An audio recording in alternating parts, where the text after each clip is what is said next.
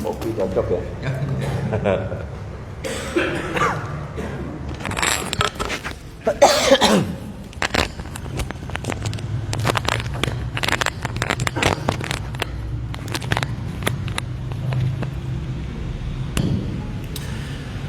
مولاي صل وسلم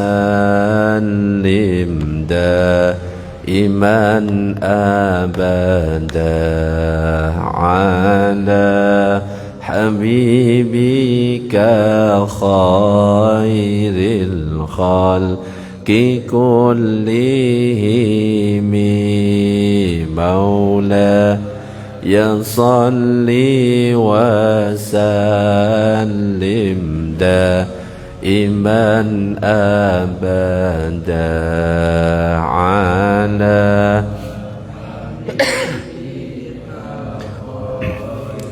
الخلق كلهم هو الحبيب الذي ترجى شفاعته لكل هول ولمقتحم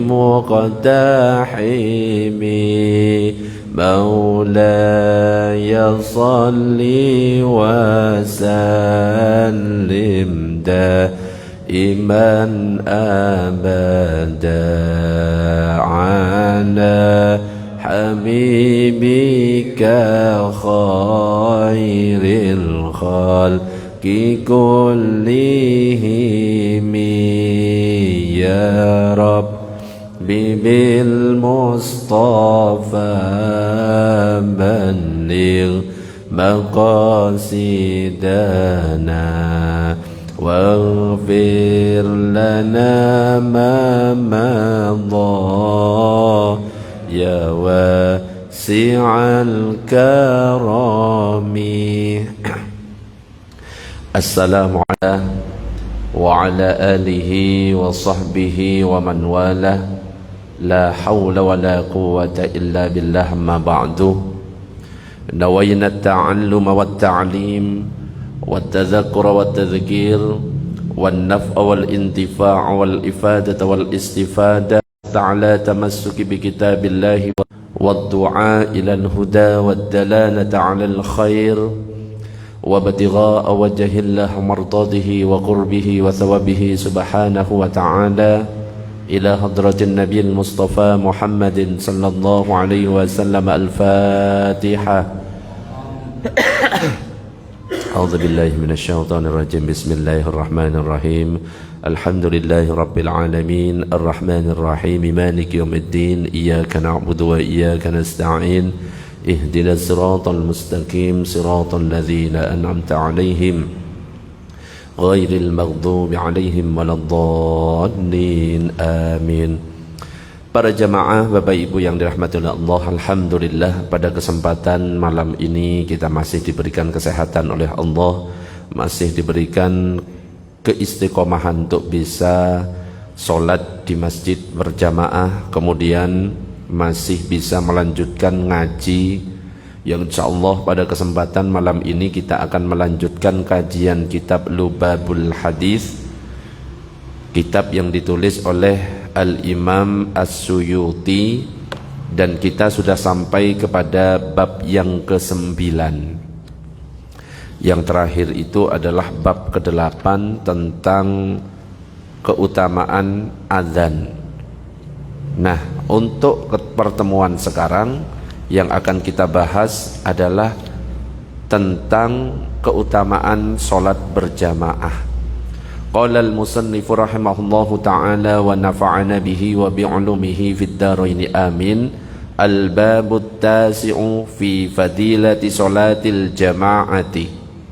Bab yang ke-9 yang menjelaskan tentang keutamaan sholat berjamaah. Dikatakan di dalam kitab ini, wa an Abi Hurairah radhiyallahu anhu qala, dari Sayyidina Abu Hurairah radhiyallahu anhu, beliau berkata, "Ausani habibi Rasulullah sallallahu alaihi wasallam." Jadi suatu ketika Abu Hurairah itu bercerita bahwa Rasulullah itu pernah berwasiat kepada Abu Hurairah. Apa wasiat dari Rasulullah itu yang disampaikan kepada Abu Hurairah?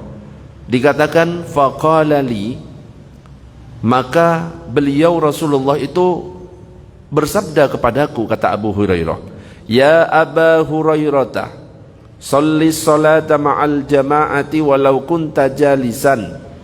Hei Abu Hurairah, salatlah engkau dengan cara berjamaah walaupun dirimu melakukan salat itu dalam keadaan duduk.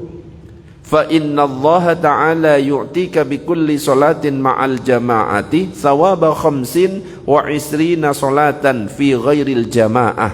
Karena sesungguhnya Allah akan memberimu untuk setiap satu salat yang dilakukan berjamaah dengan pahala 25 salat yang dilakukan tanpa berjamaah kalau dibandingkan. Jadi Rasulullah itu berwasiat kepada Abu Hurairah, usahakan kalau sholat 5 waktu hendaknya berjamaah. Kenapa? Karena pahala berjamaah dalam sebuah riwayat itu dikatakan 25 derajat. Dalam riwayat yang lain nanti akan disampaikan 27 derajat. Jadi memang ada riwayat yang berbeda, satunya mengatakan 25, satunya mengatakan 27. Bahkan meskipun kita harus sholat sambil duduk, usahakan berjamaah. Jadi kalau orang sedang sakit, ya, kan dikatakan oleh Nabi, "Sholli qa'iman", sholatlah kamu dengan cara berdiri. Fa illam tastati, kalau kamu enggak mampu, faqa'idan, maka sholat dengan duduk. Fa illam tastati, kalau kamu juga enggak mampu dengan duduk, fa ala jambin, maka dengan berbaring. Kepala di utara, kaki di selatan, menghadap ke kiblat.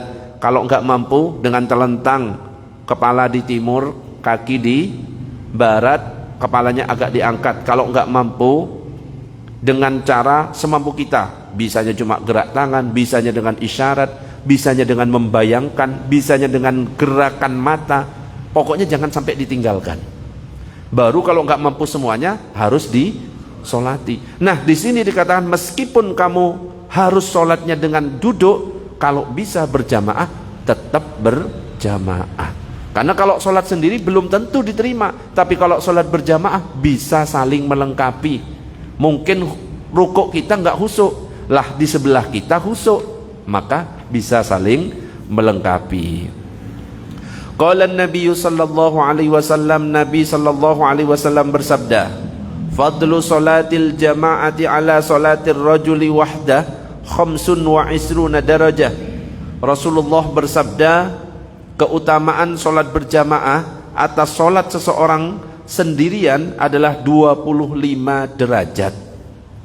Wa fadlu sholati tatawwu'i fil baiti ala fi'liha fil masjid ka fadli sholatil jama'ati ala sholatil munfarid. Dan keutamaan sholat sunnah di rumah dibandingkan mengerjakan sholat sunnah di masjid adalah seperti keutamaan sholat berjamaah atas sholat sendirian. Jadi kalau kita sholat jamaah dibandingkan dengan sholat sendiri, bandingannya adalah 25 derajat. Begitu juga kalau kita sholat sunnah, ternyata sholat sunnah itu lebih afdol dilakukan di rumah sebenarnya. Dikatakan di sini kalau ada orang sholat sunnah di rumah, maka itu ibaratnya sholat berjamaah dibandingkan dengan sholat sendiri, berarti 25 derajat. Sholat sendirian di rumah, sholat sunnah itu lebih afdol daripada sholat sunnah yang dilakukan di masjid.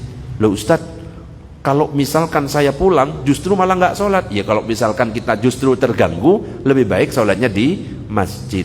Cuma kalau pengen yang lebih utama semuanya, urutannya itu ketika adzan duhur misalkan, kita ambil wudhu di rumah, ambilnya habis wudhu ada sholat sunnah, namanya sholat sunnah wudhu, bisa dilakukan di rumah. Habis sholat sunnah wudhu kita bisa sholat qobliyah duhur bisa dilakukan di rumah. Baru berangkat ke masjid, masuk masjid ada kesunahan kita sholat sunnah tahiyatul masjid. Baru ketika kita selesai sholat duhur, pulang ke rumah, sholat 2 rakaat ba'diyah duhur. Itu cara yang paling afdol. Tapi kadang-kadang kalau dipraktekkan justru malah nggak sholat, termasuk saya. Nanti kalau misalkan habis isya saya langsung pulang, nyampe di sana ya wes tidur, nonton TV, main HP, hilang semuanya. Makanya kalau keadaannya malah kayak gitu, ya gak apa-apa dilakukan di masjid. Yang penting kita tahu bahwa kalau dilakukan di rumah lebih afdol. Allahumma shalli ala sayyidina Muhammad. Kira-kira kalau bapak-bapak di sini biasanya ada yang sholat sunnahnya istiqomah di rumah? Nggak ada ya, Bah. Sisanya masjid ya. Saya ya banyak di masjidnya, Bah.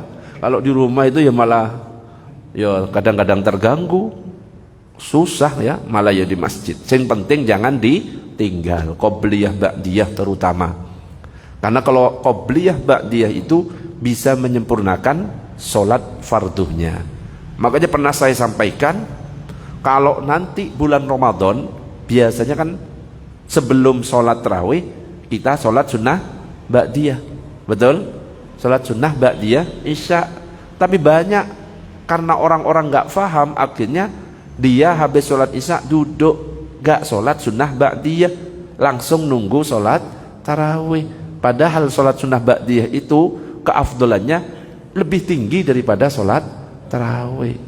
Justru yang bisa menyempurnakan sholat isya'nya itu adalah ba'diyah isya.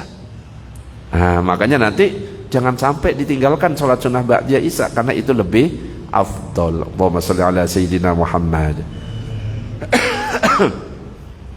Wa qala sallallahu alaihi wasallam, Nabi sallallahu alaihi wasallam bersabda, salatul jama'ati tafdulu salatal fadhi bisab'in wa ishrina darajah. Nah, ini riwayat yang lain. Kalau tadi dikatakan bahwa sholat berjamaah lebih afdol 25 derajat, sekarang dalam riwayat yang lain dikatakan sholat berjamaah mengungguli sholat sendirian dengan 27 derajat. Lu kok bisa beda? Ya sudahlah, nggak usah dipikirkan.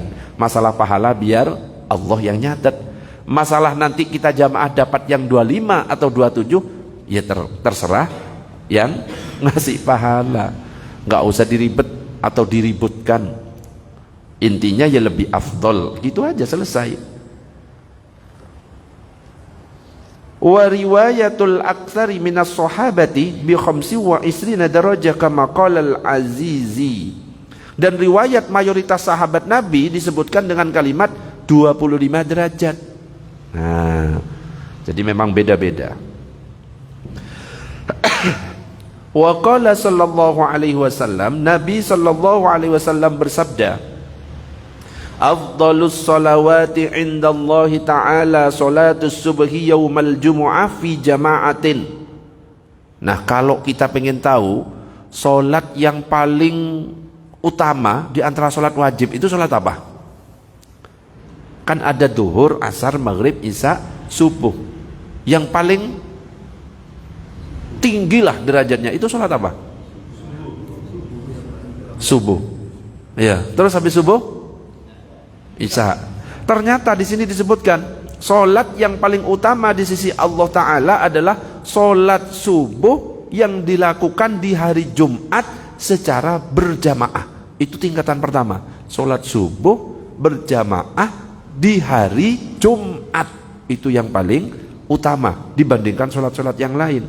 Adapun sholat-sholat yang sangat dianjurkan setelah sholat Jumat adalah sholat subuh pada hari Jumat pertama, ini paling tinggi. Sholat Jumat itu paling tinggi derajatnya dibandingkan dengan sholat-sholat yang lain. Di bawahnya adalah sholat subuh pada hari Jumat, tingkatan kedua. Ada harinya, ada hari Jumat. Tingkatan yang ketiga, sholat subuh selain hari Jumat. Itu tingkatan kedua. Jadi sholat subuh yang dilakukan di hari Jumat lebih afdol dibandingkan sholat subuh di hari-hari yang lain. Ini tingkatan yang ketiga. Kemudian baru sholat isya. Baru setelah itu sholat asar. Kemudian sholat duhur. Kemudian sholat maghrib. Jadi tingkatan tertinggi itu subuh dan isya. Makanya dalam hadis itu dikatakan bahwa yang paling berat sholat atas orang munafik itu dua, yaitu sholat isya dan sholat subuh. Itu paling berat. Makanya kalau kita mau lihat tingkat kemunafikan kita, lihat kita sholat isya atau subuh. Kalau ternyata kita lalai, berarti kita mungkin termasuk orang-orang munafik. Na'udzubillah min dzalik. Jadi ada tingkatannya, subuh, terus isya, terus habis isya ini asar, habis asar duhur, maghrib ternyata paling akhir ya. Soalnya apa? Kalau maghrib banyak biasanya. Kalau sudah ke isya mulai sedikit, tambah subuh tambah sedikit lagi, iya kan? Kan gitu banyak. Sama banyaknya, alhamdulillah. Kalau malah dulu tambah banyak. Oh, kalau tadi maghrib berapa shaf? Lebih banyak sampai belakang situ kalau maghrib. Kayaknya paling banyak maghrib ya. Padahal paling tinggi tingkatannya adalah sholat subuh. Tapi kayaknya masih kalah sama Idul Fitri. Idul Fitri, Idul Adha banyak malah. Padahal itu tingkatannya bawah itu. Soalnya sholat sunnah. Allahumma sholli ala sayyidina Muhammad. Oke, sebelum dilanjutkan ada pertanyaan. Monggo kalau ada pertanyaan. Monggo. Monggo Mbah, silakan Mbah. Sholat berjamaah di waktu di zaman Rasulullah itu kan kenapa karena ukuran pedang sama pedang. Nah sekarang kan kita jamaah kadang pakai sajadah besar-besar. Terus sebenarnya kenapa karena kita gitu. Apa bisa kita pakai 27 derajat? Iya. Jadi ada kesunahan atau anjuran ketika sholat berjamaah itu merapatkan shaf. Makanya imam itu ketika mau memulai sholat berjamaah biasanya sawwu sufufakum fa inna taswiyatas sufufi min tamamis sholah. Dulu gitu Rasulullah, luruskan shaf, rapatkan shaf, karena kesempurnaan shaf itu adalah termasuk lurus dan dapatnya shaf itu termasuk kesempurnaan dari sholat. Kalau Umar bin Khattab cara meluruskan shaf lebih kenceng. Kenapa? Baris langsung pedang dikeluarkan, ceret, langsung digaris. Jadi kaki kalau nggak lurus ini putul, dras. Coba nanti Abah Muhtarom ya, baris nggak rapet kaki langsung pakai ya, pakai arit wes ya. Insya Allah rapat semuanya. Ya cuma pas itu, besoknya sepi langsung. Itu Umar bin Khattab caranya meluruskan. Jadi bukan ukuran pedang gitu maksudnya, langsung diginikan, digaris, seret, putul kakinya kalau misalkan nggak lurus itu. Itu Umar. Umar kan memang yang paling ekstrim. Umar ini paling ditakuti. Ya, ketika jalan setan menyingkir semuanya. Beda dengan kita ya. Kita jalan yo lengkap semuanya, kuntilanak, gondorwo, bebek gombel gendong kepada kita. Bedanya kita sama Umar. Itu. Gimana cara merapatkan? Kalau mau merapatkan, tetap kaki antara kanan dan kiri itu dibuka sejengkal, bikot dari sibrin, buka. Jangan terlalu lebar. Ada niatnya baik, membuka kaki, tapi sampai lebar. Ada kan? Sampai ngejar-ngejar kaki sebelahnya. Diinjak juga. Kalau nggak nginjak nggak masalah. Ini diinjak, kakinya ada di atas. Loh, pengalaman saya kok. Diinjak sampai lebar, selebar-lebarnya. Bagus merapatkan, tapi nggak gitu caranya. Caranya gimana? Kita buka antara kaki kanan dan kaki kiri, bikot dari sibrin, kanan kiri. Kalau mau rapat minimal bahunya yang bersentuhan. Ya, kenapa? Karena setiap orang itu kadang-kadang ada yang risih. Ya, tapi kita jangan heran kalau misalkan ada masjid kok kaki rapat. Berarti itu pakai pendapatnya Syekh Nasiruddin Al-Albani yang mengatakan harus rapat kaki dengan kaki, bahu dengan bahu. Tapi kadang-kadang ada orang kalau kakinya nyentuh justru risih, nggak husuk malah. Loh, khusyuk ini kan juga dianjurkan. Makanya kita yang standar saja, tapi jangan renggang-renggang. Pakai sajadah boleh, tapi bukan berarti ukuran soft kita itu seukuran sajadah, apalagi sajadahnya besar. Kadang-kadang yang membuat sajadah itu bukan orang Islam. Orang-orang kafir sengaja membuat sajadah yang besar supaya apa? Bercerai-berai antara jamaah satu dengan jamaah yang lain. Jadinya renggang-renggang, sehingga apa? Sholat gak sempurna. Makanya nggak usah besar-besar. Biasanya yang besar-besar itu ya kelompok ini. Iya, lebar, tebel, lebar, terus dipakai satu-satu. Jangan. Kalau memang lebar, ketika sholat boleh nginjek, nggak apa-apa. Apa? Susah. Makanya ya nggak usah rapet-rapet sampai nginjek-nginjek kaki. Cukup. Yang penting tidak ada celah, yang penting tidak satu orang bisa masuk.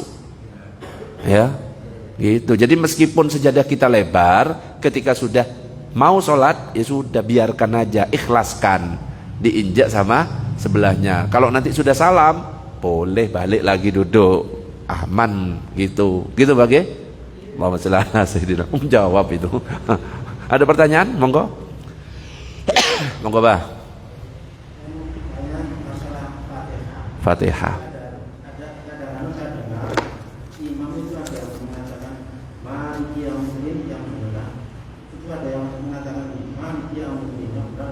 Ya. Tentang Al-Fatihah yang pendek ada yang panjang gitu Bang ya. Tentang membaca Al-Fatihah ada dua riwayat tentang kalimat Maliki Yaumiddin, yang satunya dipanjangkan emaknya, yang satunya pendek, dan dua-duanya sama-sama benar. Jadi kalau misalkan ada imam yang pertama Maliki Yaumiddin boleh, ada lagi imam Maliki Yaumiddin boleh, karena memang ada dua riwayat cara membacanya dan semuanya benar dan sah. Ada lagi pertanyaan? Monggo, monggo. Sof.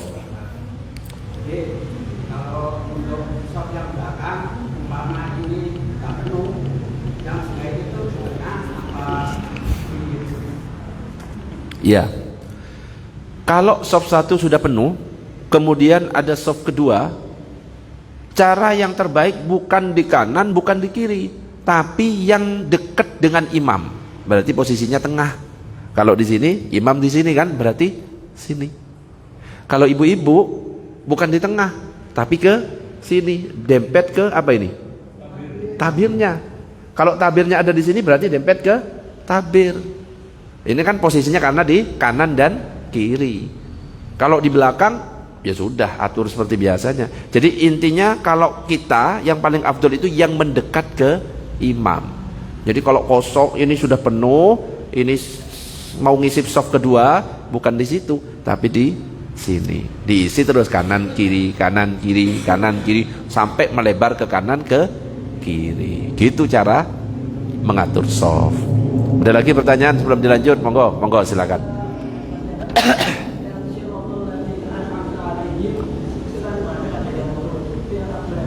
Ya. Ketika membaca ayat yang terakhir, yang ketujuh, surat Al-Fatihah itu kan 7 ayat. Ayat yang pertama itu adalah apa? Apa? Bismillah. Kalau dalam mazhab Syafi'i, Bismillahirrahmanirrahim itu adalah ayat pertama. Maka di ayat yang terakhir yang panjang itu adalah satu ayat. Yang afdol kalau membaca ayat yang ketujuh disambung, makanya cari nafas dulu. Siratal ladzina an'amta 'alaihim ghairil maghdubi 'alaihim waladdallin. Yang paling afdol itu disambung. Ustadz gak kuat, kalau gak kuat berhenti terus diulangi. Siratal ladzina an'amta 'alaihim ghairil maghdubi 'alaihim. Ulangi. Ghairil maghdubi 'alaihim waladdallin. Ustaz, kok ada yang berhenti? Itu mungkin pakai pendapat Imam Malik. Kalau Imam Malik bismillah itu tidak termasuk surat Al-Fatihah. Ayat pertamanya adalah Alhamdulillahi Rabbil Alamin Ar-Rahmanir Rahim Maliki Yawmiddin Iyyaka na'budu wa iyyaka nasta'in Ihdinas siratal mustaqim Siratal ladzina an'amta 'alaihim Ghairil maghdubi 'alaihim waladdallin. Itu caranya. Sebenarnya yang benar seperti itu. Ustadz, ini pakai basmalah tapi berhenti, apakah sah sholatnya? Sholatnya sah tapi makruh, kurang afdol, tapi tetap sah. Ya, kak benerin, enggak, tetap sah, ya tetap sah. Siapa tahu orangnya nggak kuat, gitu aja. Allahumma shalli ala sayyidina Muhammad. Ada pertanyaan sebelum dilanjut? Lanjut? Monggo silakan.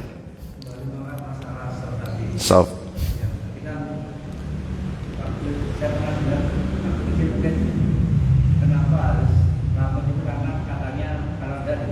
Ya. Justru kan saya merasakan dalam tengah sholat itu diapit 2 orang, akhirnya kan malah gak husuk ya. Terus jujur Ustaz, saya pernah alami sebelah saya itu bangunnya gak enak banget. Selama itu saya menonton, ya ampun ini. Gak sok nafas, malah gak husuk ya. Kita berarti yang pakai parfum gak enak banget, sehingga saya itu pusing.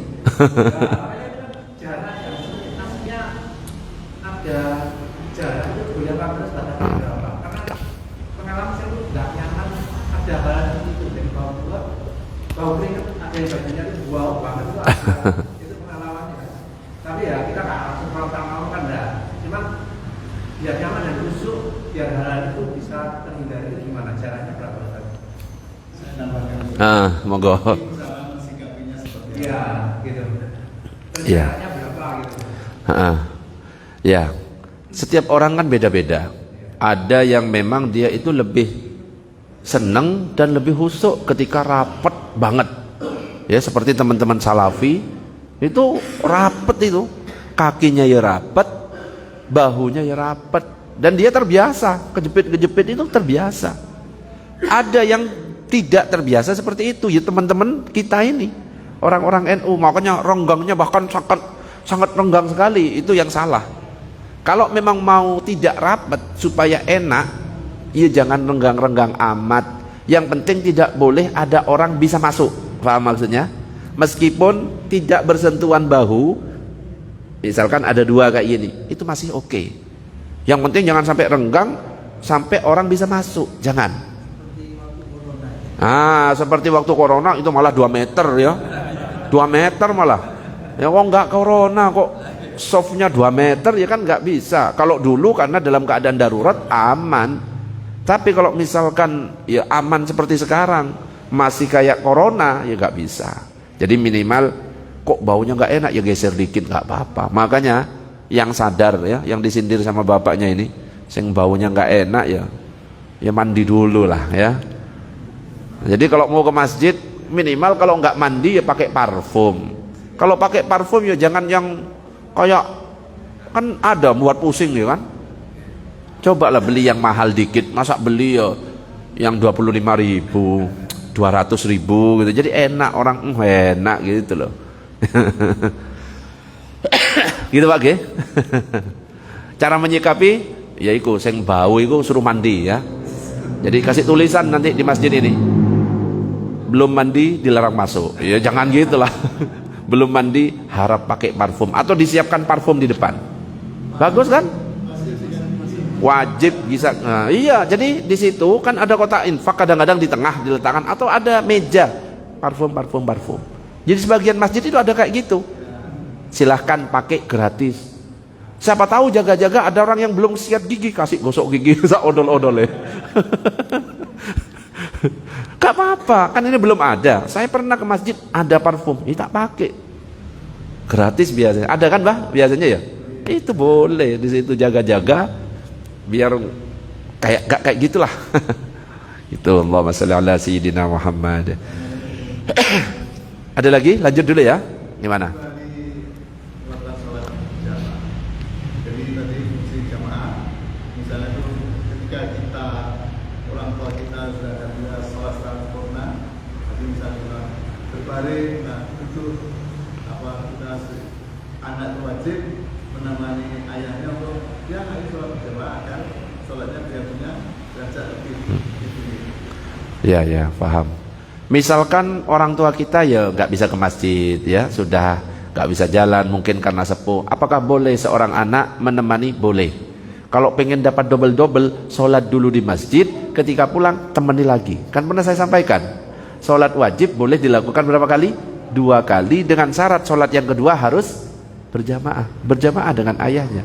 Makanya kalau tadi misalkan kita sudah sholat maghrib sama Abah Muhtarom, terus pulang istri belum sholat, ayo tak imami, boleh kayak gitu. Wong di zaman Rasulullah ya kayak gitu.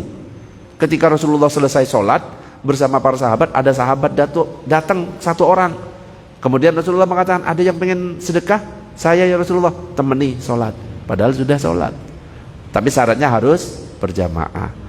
Mungkin kan kadang-kadang ada orang kurang mantep kalau sholat berjamaahnya di rumah, ya kan? Boleh sholat dulu di masjid, nyampe di rumah, ayo saya temani, gitu boleh. Langsung ya boleh. Yang penting tidak meninggalkan jamaah, gitulah. Ada lagi pertanyaan? Monggo.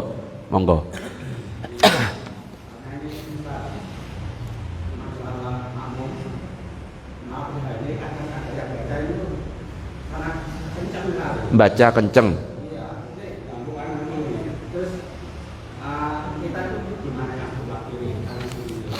Ya. Kadang-kadang ada makmum yang bacaannya terlalu keras sehingga mengganggu yang sebelahnya. Bismillahirrahmanirrahim. Alhamdulillahirabbil alamin. Ada yang kan kayak gitu? Nah, itu ya mungkin ya karena kurang ilmu itu. Cobalah kita kasih pengumuman, ayo para jamaah, kalau setiap hari Jumat ke-2 dan ke-4 ngaji, biar bisa nanya. Masalahnya yang pelakunya itu loh gak pernah ngaji, ya akhirnya bacanya kayak gitu. Padahal aturannya kan minimal terdengar oleh telinga kita sendiri. Sehingga apa? Tujuannya itu biar gak mengganggu jamaah sebelahnya. Dia memang husuk, tapi husuk karpe dewe. Dianya husuk, tapi orang lain. Hah? Radio katanya. Lah iya. Radio. Bismillahirrahmanirrahim. Alhamdulillahirabbil alamin. Dia husuk, tapi yang sebelahnya itu yang terganggu. Makanya ya kita yang sudah belajar, yang sudah ngaji, usahakan kalau misalkan kita terganggu dengan bacaan yang seperti itu, kita jangan seperti itu. Minimal terdengar oleh telinga kita. Insya Allah nggak sampai mengganggu yang sebelahnya. Ada lagi pertanyaan? Monggo. Gimana? Negurnya nanti, nggak boleh lagi sholat, Pak, kekerasan. Ya batal, Pak. Selesai sholat, ngapunten, tapi bahasanya yang enak. Kalau bacaannya tadi kedengeran saya sampai nggak husuk, gitu aja.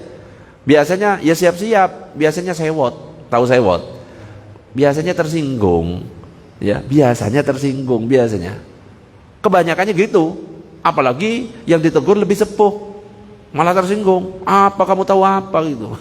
Malah kayak gitu. Ya sing sabar. Yang penting kita berusaha menyampaikan. Pak, mohon maaf tadi kekencengan, saya sampai bingung mau baca itu nggak khusyuk. Mungkin agak dipelankan dikit. Nanti setelah selesai. Kalau pas sholat nggak bisa, subhanallah, ya nggak bisa, bukan imam, ya Pak. Mau batal malah, ya nanti saja selesai sholat langsung diomongi. Insya Allah pindah masjid. Gak mungkin sholat di sini karena sudah tersinggung. Biasanya gitu, pindah ke Al-Mansur. Al-Mansur ditegur mana? Pindah lagi kok. Ada lagi pertanyaan? Monggo. Dalam sholat kan wajib. Kalau makmum biasanya kalau baca Fatihah kan setelah Imam baca Fatihah makmum. Biasanya kalau waktu imamnya itu baca surat pada terutama Al-Ikhlas itu biasanya agak telat, makmumnya bagaimana cara baca Fatihahnya? Oh gitu. Kan apa bisa mengikuti Fatihahnya imam. Fatihahnya tapi di belakangnya nggak boleh mendahului. Ya. Jadi kalau dalam mazhab Syafi'i, imam wajib baca Fatihah, begitu juga makmum. makmum juga wajib membaca Al-Fatihah. Makanya pernah saya sampaikan, sebagaimana yang disampaikan Imam Ghazali dalam kitab Bidayatul Hidayah, ketika kita jadi imam, habis amin, itu jangan langsung baca surat pendek, diam sejenak untuk ngasih kesempatan jamaah baca Fatihah. Cuma pada praktiknya banyak yang langsung, apalagi sholat tarawih, betul bang enggak? Nek tarawih ngasih jeda, besoknya langsung di blacklist. Oh iki ustad iki kelamaan, itu biasanya. Wong sing paling imam idola itu sing paling cepet kok, iya kan? Diijami, 7:30 cocok gitu ya. Jadi selama sebulan itu direkap. Oh iki 7:30, ini 7:30 lebih 1/4, iki jam 8 lebih 30 menit, gak usah di jadwal lagi, biasanya gitu. Kalau kok kondisinya seperti itu, boleh membarengi. Kalau kondisinya tanpa ada hajat apa-apa, sebenarnya bisa kita membarengi, hukumnya makruh. Tapi kalau kondisinya kok malah kita telat baca Fatihah karena bacaan imam cepat, habis Fatihah langsung surat pendek, surat pendeknya Al-Ikhlas, bolehlah membarengi. Kalau nggak mau membarengi, pertengahan Fatihahnya imam, iyyaka na'budu wa iyyaka nasta'in, kita baca.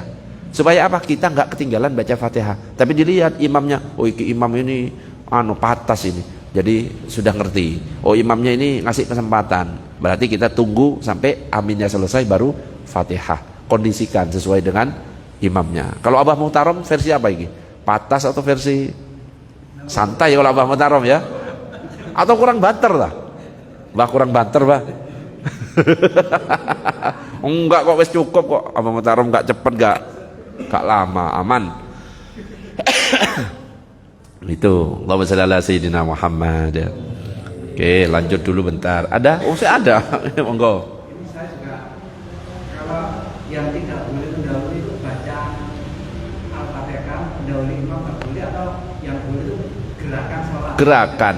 Kalau Fatihah makruh. Iya. Kalau Al-Fatihah disesuaikan. Saya kadang tuh nunggu amin baru Fatihah, kadang lupa. Saya tadi sudah baca Fatihah belum ya? Kadang itu gitu. Kalau lupa boleh diulangi. Jadi seandainya kita lupa, saya sudah baca Fatihah apa enggak? Akhirnya diulangi. Fatihahnya ternyata 2, itu enggak masalah. Bareng dengan imam atau mendahului imam kalau Fatihah kan enggak apa-apa ya? Itu kalau dalam keadaan imam enggak ngasih kesempatan, itu pun makruh masih, cuma sah. Jadi kalau membarengi, sedangkan imam itu yang enggak cepet-cepet amat, kayak Abah Muhtarom kan enggak cepet-cepet amat. Seandainya kita bacanya setelah amin, itu masih nutut, tapi kita sengaja membarengi, hukumnya makruh, tapi sah. Gitu. Tapi kalau misalkan posisinya model tarawih, saya yang imami kan langsung banter-banteran, dolin amin, kita nunggu Al-Ikhlas saya sudah selesai. Nah itu barengi nggak apa-apa. Jadi dilihat imamnya, oh imamnya nyantai, berarti bacanya nanti setelah amin. Supaya apa? Supaya tidak makruh, eman. Tapi kalau misalkan imamnya agak cepat, nggak ada kesempatan saya baca Fatihah, kalaupun baca Fatihah nggak selesai, barengi nggak apa-apa. Tapi itu hukumnya makruh tetap, tapi sah. Mendahului makruh tetap. Kalau yang mendahuluinya gerakan, haram hukumnya.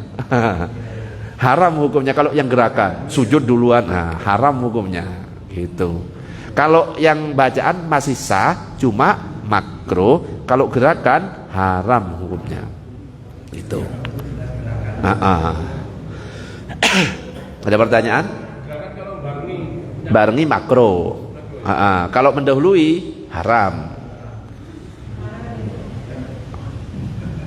Ada yang mendahului? Ya ada, enggak ada ya. Membarengi ada, membarengi. Karena sudah hafal mungkin ya. Oh ini rokok. Saking hafalnya. Ini kok gerimis ya? Hujan berarti. Ini kok tak kira mulut saya yang muncrat, ternyata gerimis. Tak kira mulut saya yang muncrat-muncrat, ternyata gerimis iki kayak. Allahumma shalli ala sayyidina Muhammad. Nggih. Ngareni apa ngareni? Agak lambat. Oh.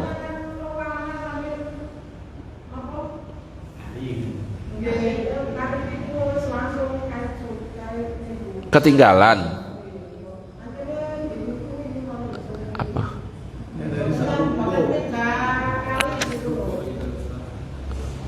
Ruku. Terus habis ruku? Oh, sujud terakhir terlalu lama. Untuk imam nggak usah sok-sok alim. Sujud terakhir dilama-lamakan. Sujud terakhir Imam Ghazali mengingatkan, semuanya sujud itu 3 kalau berjamaah. Kalau mau lama harus tahu, oh ini imam makmumnya khusus. Memang seneng yang lama-lama, boleh dilama-lamakan. Tapi kalau makmumnya itu umum, ya kan di sini umum kan? Ada anak kecil, ada orang yang nggak kuat sujud, cukup maksimal 3. Kalau memang mau melama-lamakan, sujud saat sendirian, saat sujud saat sendirian, sujudnya itu diperlama saat sholat sendirian, silahkan. Ada kan biasanya kalau sujud terakhir langsung dilama-lamakan. Kata siapa kok sujud terakhir tok? Kenapa kok nggak semua sujud? Padahal kan semua sujud kita dianjurkan berdoa. Kenapa kok milihnya sujud terakhir?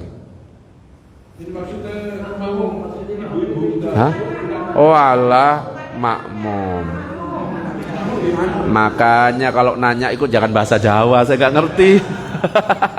Nanya bahasa Jawa ya nggak ngerti lah, yang nggak mudeng. Saya nggak mudeng, makanya dari tadi apa. Akhirnya nggak nyambung jawabannya. Makmumnya ngareni, ngareni apa sih? Ketinggalan. Oh iya. Nelat. Jadi imamnya sudah bangun, makmumnya sok-sok nelat. Itu hukumnya makruh. Bukan bagus itu. Sok-sok membaca doa. Nggak usah. Wes langsung imam Allahu Akbar, Allahu Akbar. Kalau nggak sempat doa, nanti doa setelah selesai sholat itu doa mustajab juga. Hah? Praktek lagu. Jadi dalam sujud itu yang menambahkan doa gitu. Kita ada lagu yang iya, loh kan memang boleh kita menambahkan doa, tapi kalau kondisi berjamaah gak boleh ketinggalan imam. Kenapa? Innama ju'ilal imamu liyu'tamma bih. Imam itu dipilih untuk diikuti. Ngapain jamaah kalau dia nelat-nelat? Jangan. Lebih baik dia sholat sendiri. Kalau mau nelat-nelat, tetap imam diikuti. Termasuk meskipun mau sujud lama, ya nanti sajalah. Sholat sunnah sujudnya dilamakan, silahkan. Itu.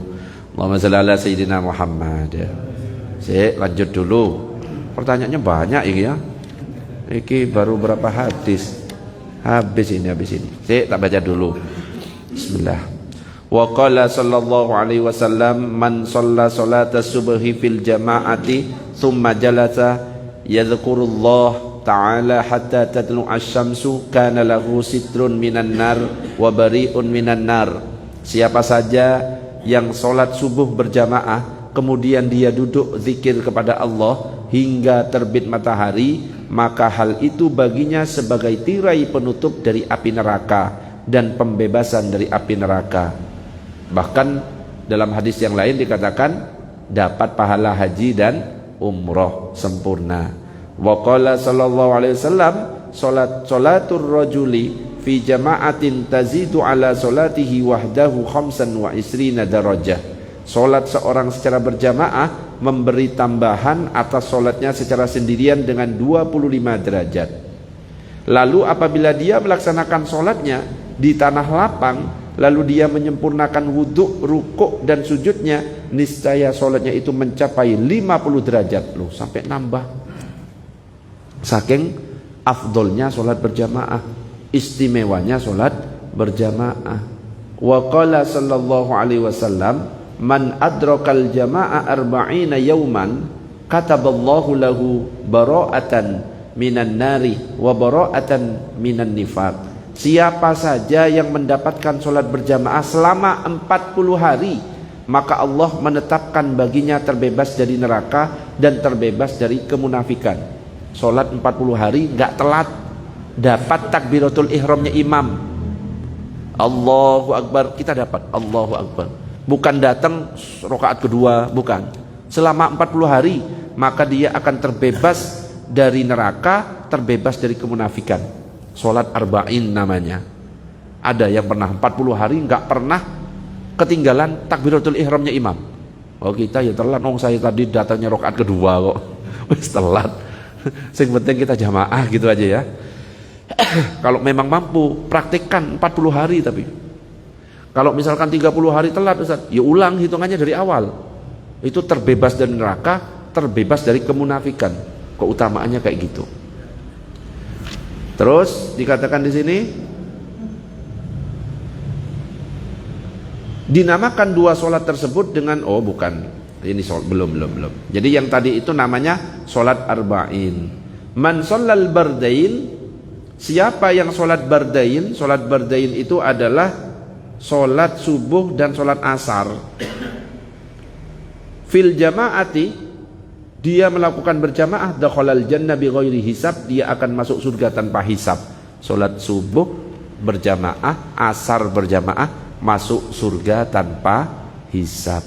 Siapa saja yang menyaksikan sholat berjamaah, maka Allah Ta'ala menetapkan baginya pergi dan pulangnya 10 kebaikan, menghapus dari dirinya 10 kejelekan, dan mengangkat baginya 10 derajat. Wis dapat 27 derajat, diampuni 10 kebaikan, dikasih 10 kebaikan, dihapus 10 kejelekan. Itu saking banyaknya keutamaan dari sholat berjamaah. Bahkan ini yang dipakai oleh Imam Ahmad bin Hanbal. Imam Ahmad bin Hanbal itu mengatakan sholat berjamaah fardu ain. Jadi kalau kita sholatnya di rumah gak berjamaah, sholatnya sah tapi dosa. Kenapa? Imam Ahmad bin Hanbal mengatakan fardu ain. Artinya apa? Wajib. Kalau kita mazhab Syafi'i kan fardu kifayah. Kalau sudah ada sebagian yang sholat, ya sudah nggak dosa yang sholatnya di rumah. Apalagi yang Imam Maliki dan Imam Hanafi sunnah muakkadah, tambah lebih ringan lagi. Nah, Imam Ahmad bin Hanbal ini mengatakan fardu ain. Alasannya apa? Alasan Imam Ahmad bin Hanbal mengatakan sholat berjamaah fardu ain karena ada hadis yang berbunyi la sholata li jaril masjid illa fil masjid. Tidak sempurna sholat bagi orang yang bertetangga dengan masjid kalau tidak melakukan di masjid, bahkan tidak sah. Makanya Abah Mutarom ini kalau nggak berjamaah nggak sempurna, bah. Rumahnya nempel kok. Jadi kalau Imam Ahmad bin Hanbal dosa terus iki Abah Mutarom iki kalau nggak sholat berjamaah. Alhamdulillah istiqomah ya, cocok berarti. Kerja. Iya, kanan, kiri, depan. Pokoknya yang disebut tetangga itu yang mendengar suara adzan. Ya lumayan. Apalagi ada menaranya, yuk tambah jauh. Tambah jauh suaranya. Yang tetangga paling dekat itu saya sangat wajib itu ya. Kalau Imam Ahmad bin Hanbal, ya Abah Mutarom ini. Insyaallah mudah-mudahan Abah Mutarom panjang umur. Amin ya rabbal alamin. Allahumma shalli ala sayyidina Muhammad. Banyak. Oh, tinggal dikit, tinggal satu baru bertanya jawab. Wa qala sallallahu alaihi wasallam, Nabi bersabda, salatul jama'ati rahmatun wa huwa khairun minad dunya wa ma fiha. Salat berjamaah itu adalah rahmat, lebih baik dibandingkan dunia dan segala yang terdapat di dalam dunia. Wal jama'atu rahmatun, dan berjamaah itu juga rahmat. Wal furqatu azabun, dan perpecahan adalah siksaan. Jadi jangan sampai kalau misalkan kita tidak ada uzur memilih sholat sendiri. Ayo laki-laki afdolnya sholat berjamaah di masjid. Ibu-ibu jangan sampai mau punya suami yang solehah. Kenapa? Rajinnya di rumah. Jadi suruh suaminya itu datang ke masjid untuk sholat berjamaah, supaya suaminya suami yang soleh bukan solehah. Allahumma sholli ala sayyidina Muhammad. Sampai di sini ada pertanyaan? Monggo silakan.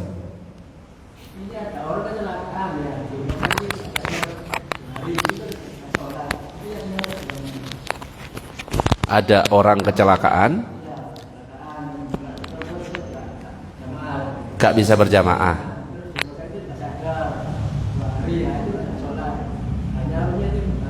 Tidak sholat orangnya. Oh, nggak sadar. Ya.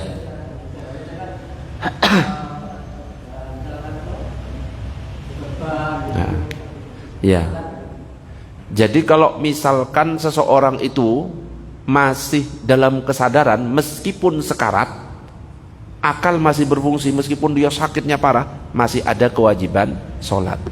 Tapi kalau misalkan akal nggak berfungsi, dia sakit, akal nggak berfungsi, mungkin dia pingsan karena kecelakaan atau karena habis diinfus, dibius, akhirnya nggak sadar selama 2 hari, itu nggak ada kewajiban sholat. Kenapa? Akal nggak berfungsi sehingga dia tidak termasuk mukallaf, tidak perlu dikodok. Kalau mau dikodok bagus, sunnah, tapi nggak wajib. Tapi kalau misalkan dia sadar, akal masih berfungsi, cuma dia sakit, dia nggak sholat, maka karena akal masih berfungsi ada kewajiban sholat, dia wajib sholat. Kalau sembuh dikodok. Ya, jadi ibu-ibu yang hamil kalau misalkan bius, kemudian nggak sadar misalkan mulai dari jam 9 sampai jam 4 sore, berarti ada satu sholat yang ditinggalkan, sholat duhur. Duhurnya nggak wajib. Kenapa? Dia tidak dalam keadaan mukallaf alias akalnya masih tidak berfungsi. Tapi yang asar wajib apa enggak? Wajib. Kenapa? Sadarnya jam 4 sore. Jadi kalau misalkan memang kecelakaan terus dia pingsan atau koma lah 2 hari, gak perlu dikodok itu. Kenapa? Dia tidak termasuk yang mukallaf. Kenapa? Akal tidak berfungsi. Tapi kalau misalkan dia ya sadar, cuma susah, cuma nggak sholat, nah itu wajib dikodok. Jadi dilihat akalnya berfungsi apa enggak. Orang pikun wajib sholat apa enggak? Gak wajib orang pikun. Kalau pura-pura pikun, ya wajib pura-pura pikun. Kau nak pura-pura pikun. Ada pertanyaan? Monggo silakan. Saya pernah pulang kerja ya, jam 4:30 lah ya. Di jalan itu macet. Akhirnya nggak ada masjid, sudah posisi mobil di tengah. Nggak bisa wudhu ya. Tahu-tahu harapan saya sampai di rumah itu bisa nonton ya. Ternyata sampai rumah itu bisa. Sehingga nggak sempat sholat maghrib. Gimana? Ya, kalau kita tinggalkan begitu saja, ya dosa. Makanya kalau dalam mazhab Syafi'i itu ada solusi ketika tidak bisa memenuhi syarat dan rukun. Kan syarat tidak bisa terpenuhi, wudhu nggak bisa, rukun mau berdiri ngadepnya kadang-kadang ke timur, ke barat, ya kan, namanya macet. Syarat rukun juga tidak terpenuhi, ada sholat namanya sholat hormat waktu, semampunya. Lagi nyetir di mobil, wah macet di tol kan nggak bisa kemana-mana, ya wes, mau wudhu gak ada air, mau nempel ke tanah ya gak ada tanah, sholat tanpa wudhu. Lakukan yang bisa kita lakukan. Allahu Akbar. Baca Fatihah mampu, baca sambil nyetir. Al-Ikhlas bisa. Ruku gak bisa sempurna rukunya, ya ruku. Sujud gak usah ke bawah, ya bahayanya naik mobil sujud ke bawah. Tapi karena ini cuma hormat waktu, ketika nyampe kok nyampenya 7:30, diulang alias diqodho. Apakah dosa? Tidak dosa. Kenapa? Sudah absen. Seandainya di tengah perjalanan gak sempat sholat ngodho itu, kok meninggal, gak dosa. Kenapa? Sudah absen. Ya Allah, saya belum bisa sholat secara sempurna, tapi saya absen dulu. Itu maghrib dulu apa Ya maghrib nanti pas ngodho. Tetap sesuai urutan, itu yang afdol. Nyampe 7:30, yang kodok dulu, kemudian isya. Yang afdol itu sesuai urutan. Sudah azan ya? Pertanyaannya boleh? Sebelum tidur, witir. Apa? Witir apakah boleh sebelum subuh? Oh, apakah boleh sholat sunnah witir dilakukan saat tarhim gitu ya? Tarhim itu bukan azan. Batas tahajud, batas witir, azan subuh. Mau sholawatan gusdur, mau tarhim, itu boleh tahajud. Masih ada ucapan imsak waktu sahur, itu masih bisa tahajud. Kenapa? Belum masuk waktu subuh. Bahkan isya masih bisa itu. Cuma injury time, lost time gitu loh ya kalau sepak bola. Jadi tarhim tetap masih boleh sholat tahajud, boleh sholat witir. Kalau sudah azan itu sudah habis. Wallahu a'lam bissawab. Subhanak apa? Gimana?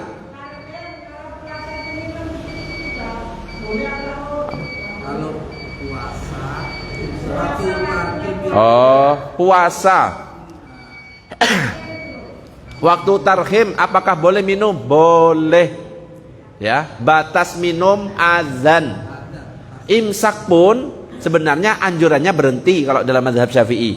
Tapi kok ini yo nggak enak Ustaz, nak nyantol, boleh minum.